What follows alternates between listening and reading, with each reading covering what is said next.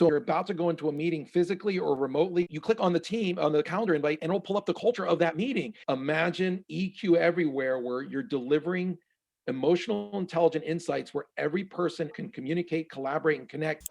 Don't conduct your analysis in isolation because data is so incredibly powerful. Not defending just the tribe, but defending the organization. Those creative people that you really want to keep empowered, keep excited, keep motivated, keep thinking. A good experience pays dividends down the line. Stereotypes tend to break down in proximity. Welcome to We're Only Human, a podcast about human resources, business, technology, and the workplace. My name is Ben Eubanks, your host, and I'm so glad you're here.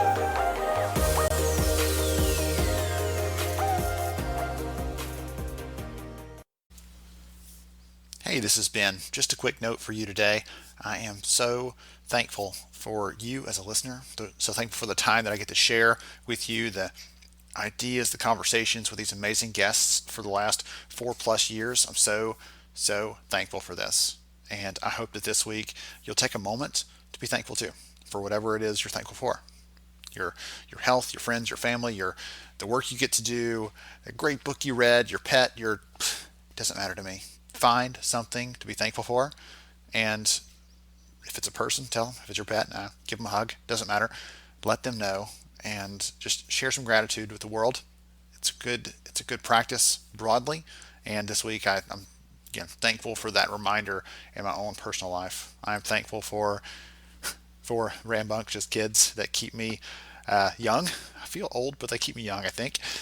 For an amazing wife of all these years, for the work I get to do here, for just great people I'm connected to, and again, for you, for listening in, for chiming in, for sharing your thoughts, for asking questions, for those of you that have pinged me on LinkedIn or via email to say that you listen to the show. I appreciate that so much. You'll never know how much that matters, especially this year when it's easy to feel disconnected from everything else. So today's episode, I'm interviewing Juan Betancourt from Humantelligence. We're talking about things like understanding and connecting to and caring about the people around us. So as you're listening to this, I hope that kind of ties in again with this broader spirit of thankfulness and appreciation. I hope you enjoy the conversation with Juan. He is super sharp. He talks fast. He's just an energetic person. And so hopefully some energy will rub off on you today. I thank you so much again for listening. Appreciate you. Hey everyone, Ben Eubanks here. Welcome to We're Only Human, and I am so glad to have you. I'm excited for the conversation today. I've been talking to Juan Betancourt over at Humantelligence for a couple of years now, on and off, seeing our events, things like that, which seems like a million years ago now.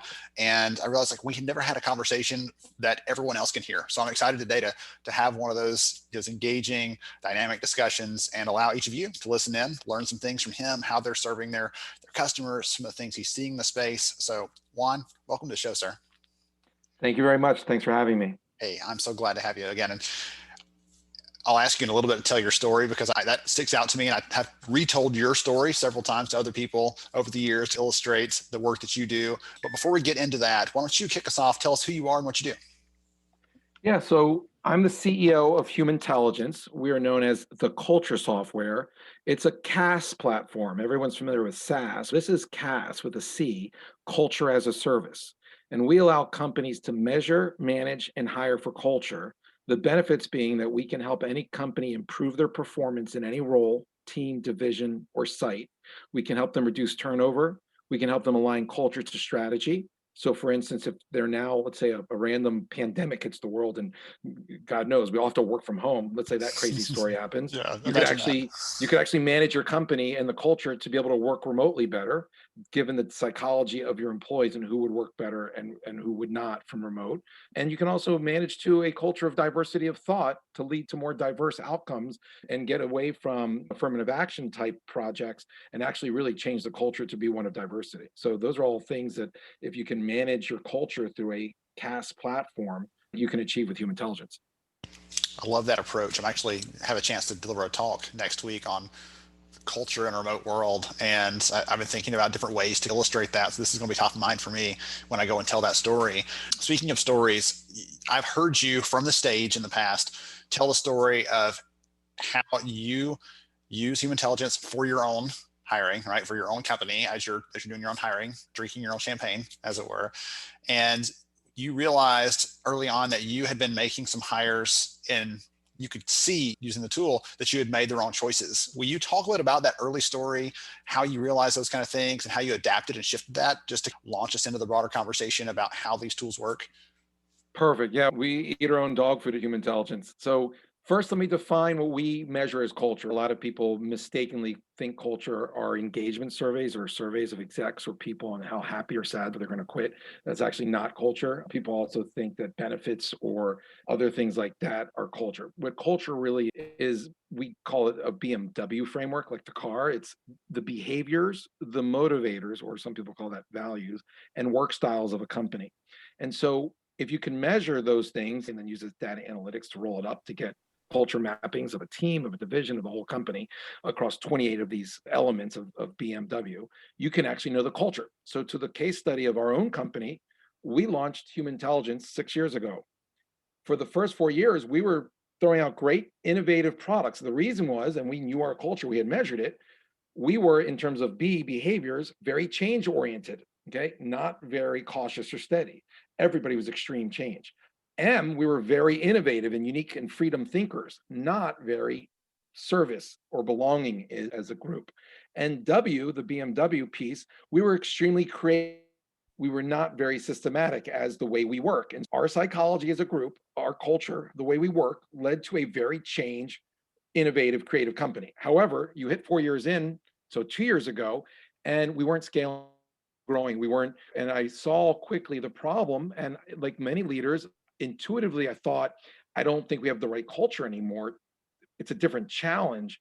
So we actually built a product to measure the culture of the team, to put a kind of roadmap of, and capture what is the right culture. And there was a gap. We were only at 14% index, 14 out of 100 to where we wanted to go. And so we built a tool to allow every team leader, every company to do the same and actually see the gap of where the strategy they need to take is and where the actual culture is. And then with that, you can do two things. And this is what we did at Humantelligence. You can train and develop the people on your team or your division or your company to be the culture that you want them to be. And I don't mean just say, hey, here's the new t-shirt or coffee mug. This is our new culture, everybody. It's on the website. That doesn't work. And it's not bringing in McKinsey or consultants and spending $5 million. It's actually a work development plan for every individual, what their psychology and work styles are, and how, with tips and ideas that are very actionable, to move them along the path to the culture that's desired, or a culture of intention. Secondarily, and just as important, you can then codify that future culture and use it for recruiting, and use our talent acquisition for talent fit tool to then filter all applicants for a role or a team to be what you want for that culture, eliminating many of the subjective phone calls and video conferences and face-to-face meetings that people just hire who they like. And now you can actually hire what's right for the team. I had been hiring everyone like me for 4 years. Now it necessitated this new inflection point of the company to change culture, to hire different than me and to hire a different culture. And this tool allowed us to do that. And since then, we've really taken off and scaled the company. I love the story because not only because you're transparent, right? Not all, even those of us that work in this space, we don't always have it figured out from the very beginning, but we learn from those mistakes, and you were able to adapt, overcome that, and that now becomes a part of the DNA of the company going forward. Right? You realize we've got, hey, this is our objective for the coming year. Let's make sure that we're aligning those things. We need to come up with some new innovation. Let's make sure that we're doing the hiring for that. Or let's look for the team where there's a lot of innovation in that team and use those strengths, those things that we'll bring to the table to help us achieve those goals. I love the story there. One of the things you started out by saying, though, is this is not just a survey, right? Talk more about how you differentiate yourself from everybody in the world, it feels like, who talk about culture in their products. Talk about how you are different from those approaches. Yeah, this one's tough because it's a conceptual discussion, but I'll try. There have been, on one hand, we have 1,000 competitors in the assessment space, if not more, right? There are a ton of companies that measure behaviors. You have Predictive Index, Strength Finders, Plum, Pymetrics, Caliper, Berkman, right? All the big five, like many products. And they're good. They measure those things, and they were built to be self-awareness tools, right? Who am I? What are my strengths, my weaknesses, blind spots? Then there's some tools that measure motivators or values like Hogan and Lominger. Much more expensive, takes a lot of time, and you need a consultant or a workshop, right? A lot of problems with it. You would never get the data for your whole company, just your execs. So we do both of those, B and M. So that's the psychology piece. So we're already the better mousetrap in that we measure more in a quicker time.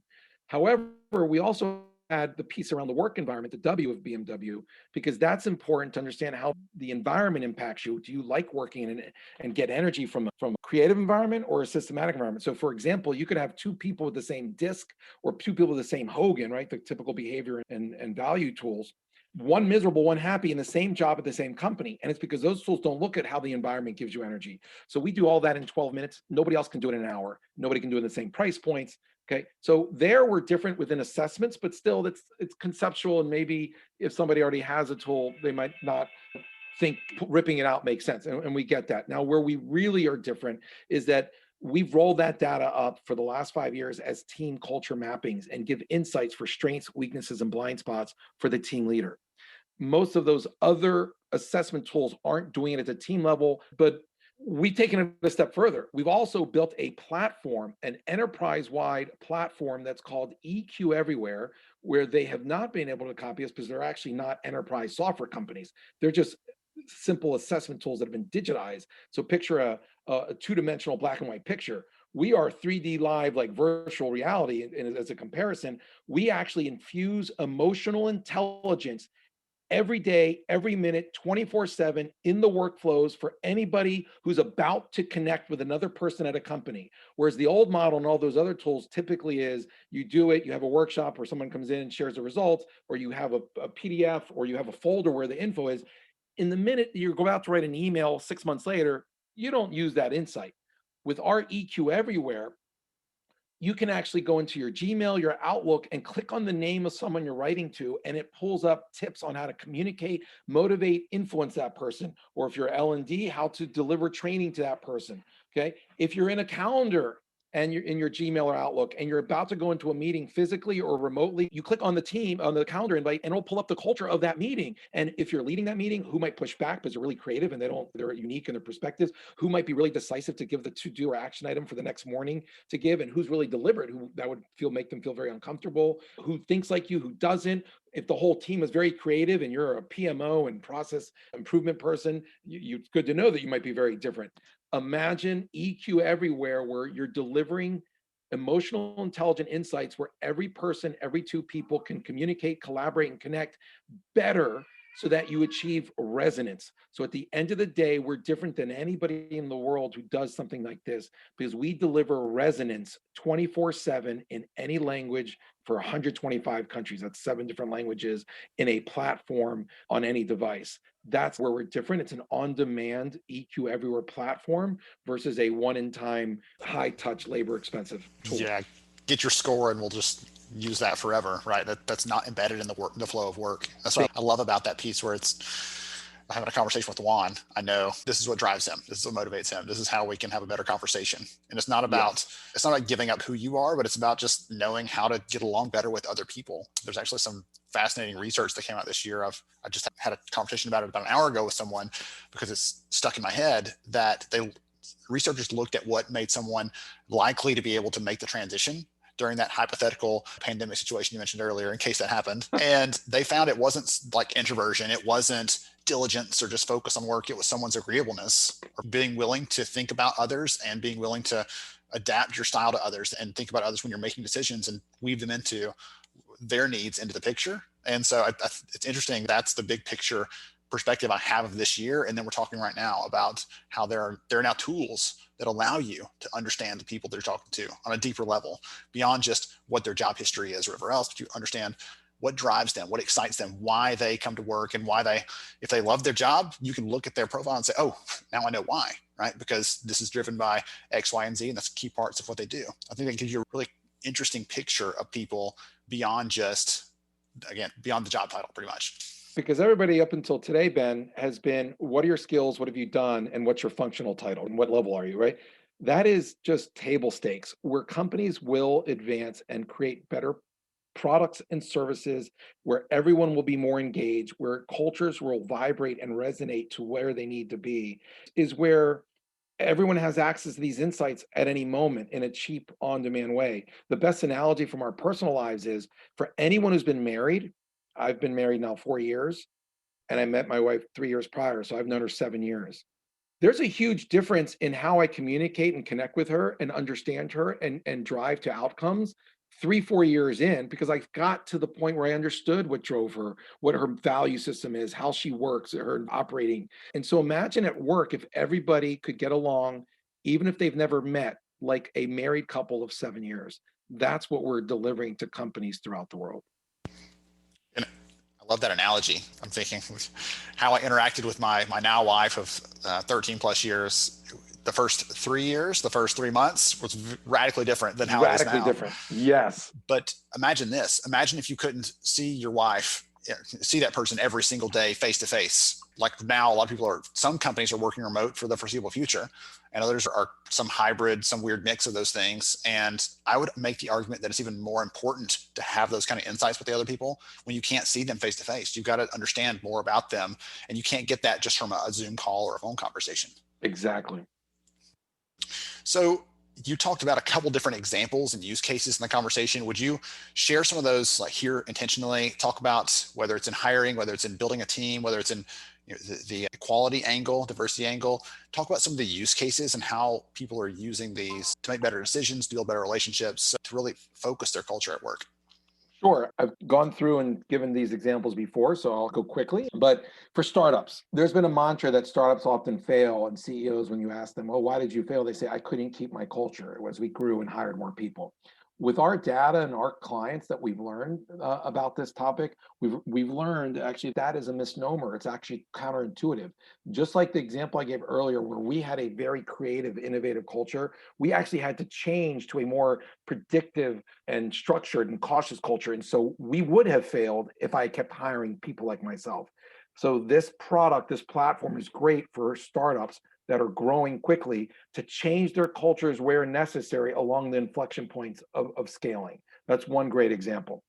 Two, hiring faster and reducing turnover, right? Imagine a tool that allows you to get rid of all your phone screens, eliminate the subjectivity that people hire who they like, and hiring people who are better for the role and the culture or the team, even though they might be different than the people currently in the team. That's another example where our tool is great. Three, improving diversity, right? We've done webinars, and it's probably one of the hotter webinar topics we've done with over 500 participants, because today everyone realizes that the affirmative action model, where you just place minorities or people of color in a power of leadership without changing the culture of the company, isn't going to help avoid that person's downfall, because you're not going to have diverse people reporting into that person nor working with them at a peer and stakeholder level. And so they're going to ultimately fail. Instead, you need to fix the problem at the cause root, which is the culture of a company that does not have diversity, isn't diverse in their thinking. And so a culture management tool, a CAS, culture as a service tool like ours, allows you to manage people and accept people and include them better no matter what their thinking is, and see where you have gaps and pockets where all teams or all people are too similar and where they're not. So it gives you the data to show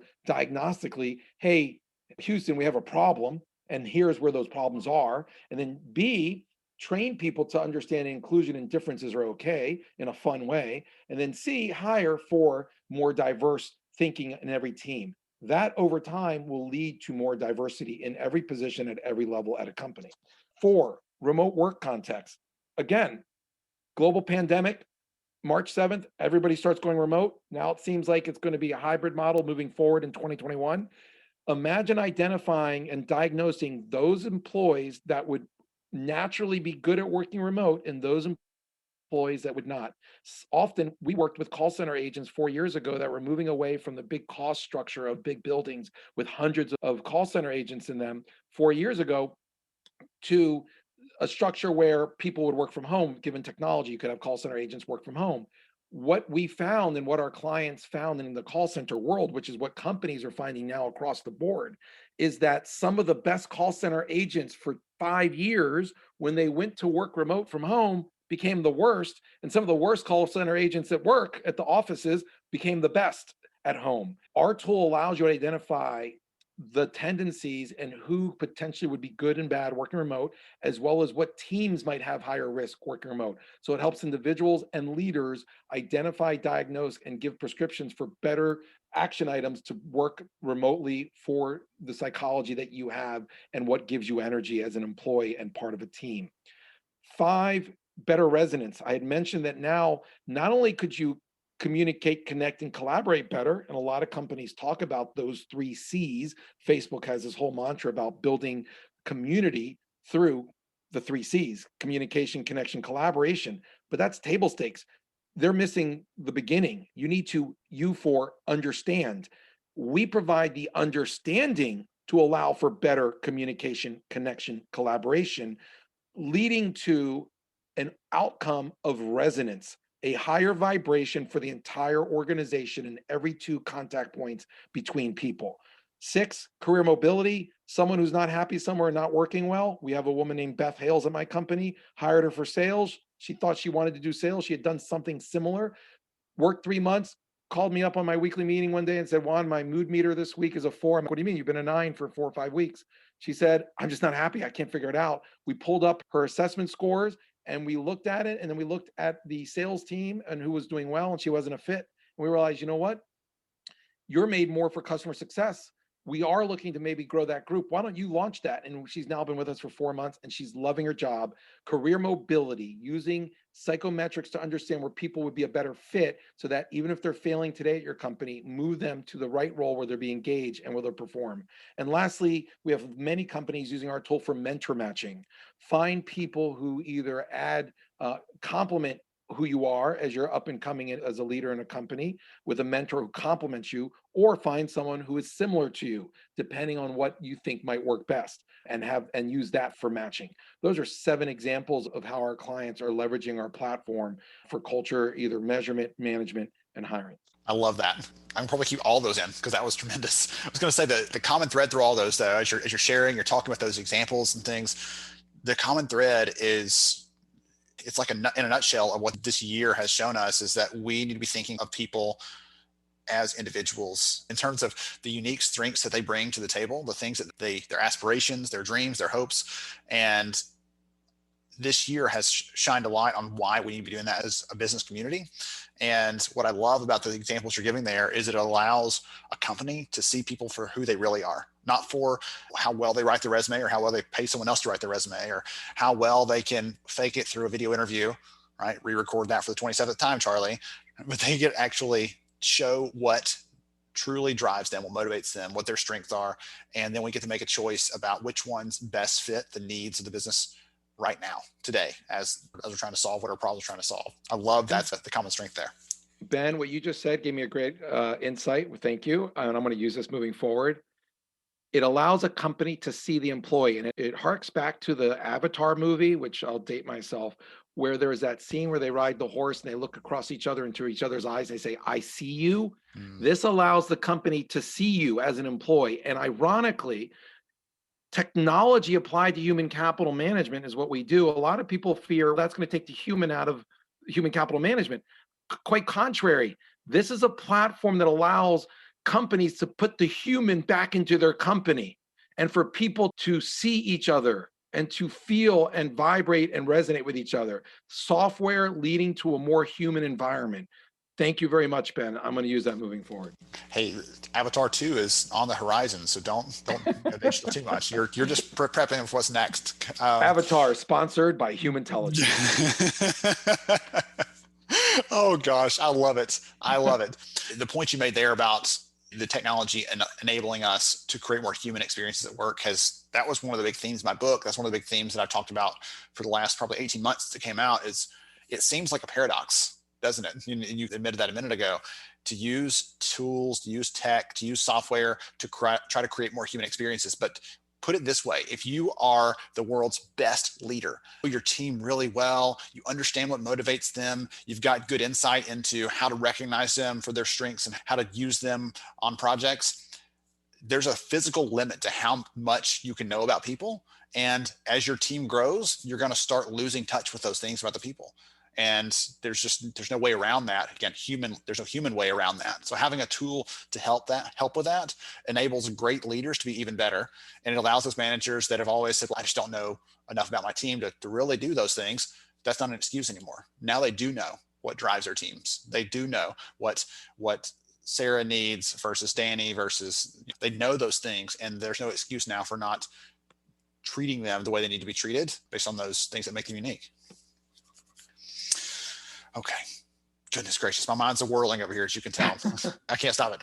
So would you be willing to share a story, a customer case study, an example of someone that's using this? I'd love to hear like a real life story, if you don't mind, about someone that's seeing some of these results. We've talked about some cool stories and examples so far. Do you have one to share? Yeah, probably the biggest impact we've had is around large companies with huge turnover issues. That's where the direct ROI comes out instantly and gets paid back within 3 months. So Ashley Furniture is the largest manufacturing company for furniture in the US. They have 20,000 people and about 12 manufacturing sites, if I recall well, across the US. And they also have about 10,000 people in stores. Now, granted, they've been hit by COVID, like many manufacturers and retailers. Their business is struggling right now, but they are coming back. That said, for 2019, pre-COVID, the example is pretty stark. They had been hiring people for 10 years, and unfortunately, not leveraging technologies. And because until we came around, there really wasn't a scalable way to filter with psychometrics. And so they actually would have 100% turnover. They would lose 20,000 people a year of 20,000. Now there were some people who stayed, so they would hire several thousand more than 20, but they'd always have 100% turnover. And so they did a test with us for 3 months. And in that test, they did their process of hiring. They also gave every applicant who walked into the manufacturing shop floor, they had them take on a tablet the 10 to 12-minute Humantelligence assessment. And they weren't going to use our results for those 3 months in the test. They wanted to see which did better, the Humantelligence tool or their process. And then they had been skeptic of many assessment tools, and rightly so, because most of the cheaper assessment tools only measure behaviors, and you need to understand behaviors and the M and W, motivators and work styles, to really get true insights. Just behaviors isn't enough. And so they had thought our best employees who do stay, we pay them a lot of money. So they always interview for people who are focused on pay for performance in their value system. Money's important. And their manufacturing lines are really fast and move quickly. And so they've always thought logically that people who are really extreme decisive would be the ones they should interview for and hire. And then thirdly, that was a behavior. So we have one value, one motivator, one behavior. And then thirdly, they thought that people who were independent would be people who would not only move quicker and be focused on money, but would be right. And so that's what they were filtering for in their process, which made sense all these years. Our tool found something different. Our tool found that it was actually people who did not care about money at all, people who were very belonging and service oriented in their motivations, and people who were deliberate and actually made, in their behavioral psychology, they made decisions very thoughtfully and reflectively. Why is that? Guess what? They have a batch performance process, a batch production process with teams.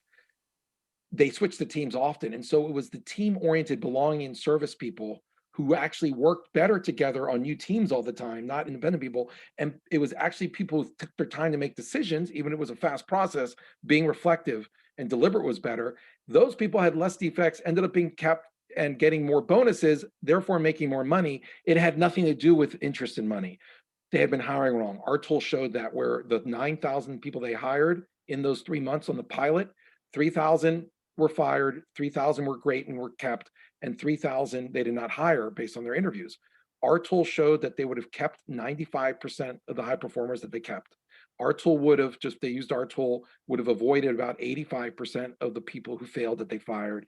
And of the third group, the ones they didn't even hire, 75% would have been high performers if they'd used our tool. They used our tool in 2019, the whole year, and they reduced turnover by, I believe, 30% and by an estimated $4.6 million in cost savings. That is the power of Humantelligence and of understanding the culture of performance in a manufacturing environment, for instance, with high turnover and low wage employees. That's an incredible story. Wow. Wonderful. Thank you for sharing that. I love a good story anyway, but ones that have a happy ending, and also just to shed a light on the fact that especially for a manufacturing operation and some industry specifically. You talked about call centers earlier, things like that. We expect that turnover is just going to be a cost of business that we always put up with. Right. And there is always going to be some, yes, absolutely. But we don't have to just just give up and say, okay, it's going to be 50%, it's going to be 80%, it's going to be whatever percent forever. If we can make some impact on that, and as you've shown, there are ways to make an impact on that, to reduce that. And so thank you for sharing that story. I really enjoyed that.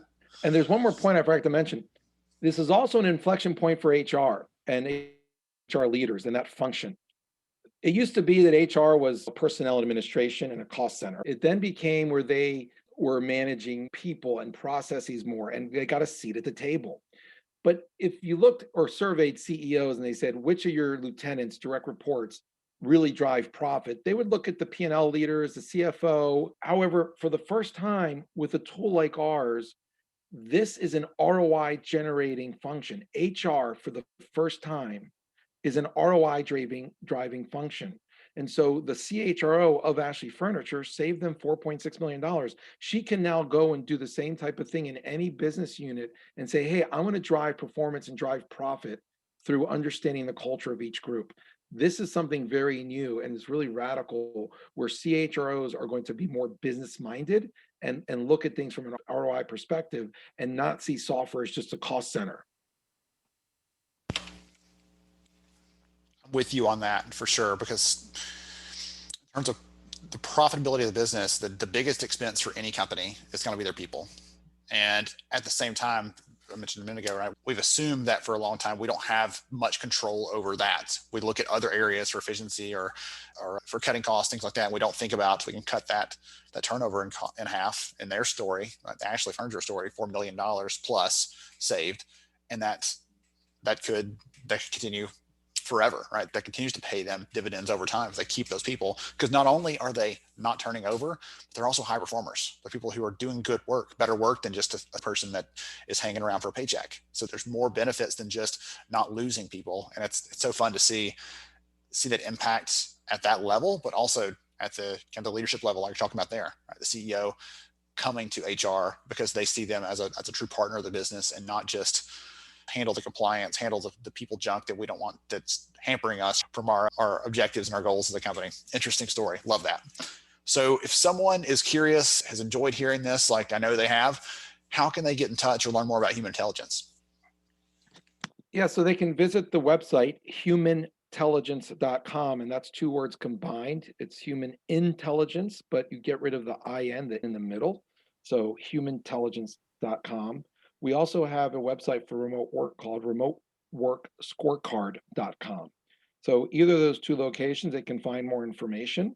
We'd be happy to do a demo for free of the platform and do a free team culture mapping for a group of up to 15 people. Just reach out to humantelligence.com and we'll set them up. Wonderful. Juan, I'll make sure to get those in the show notes, but I just want to thank you. This has been, I knew it was going to be a good conversation. You and I have had these discussions before in other forums and formats, and I was so glad to bring it here on the podcast. So thank you for joining me. Ben, thank you. And I want to just close out by saying one last thing, and that is that I appreciate you, Ben. And let me tell you why. One, your expertise makes you a visionary in the world of human capital management and in the future of work. And two, your kindness and selflessness has made you a portal for the other thought leaders like myself and many others I've heard on your podcast to express themselves and their ideas, and for the masses of the HR related tribe to learn and grow. And for that, I really wanted to thank you, Ben.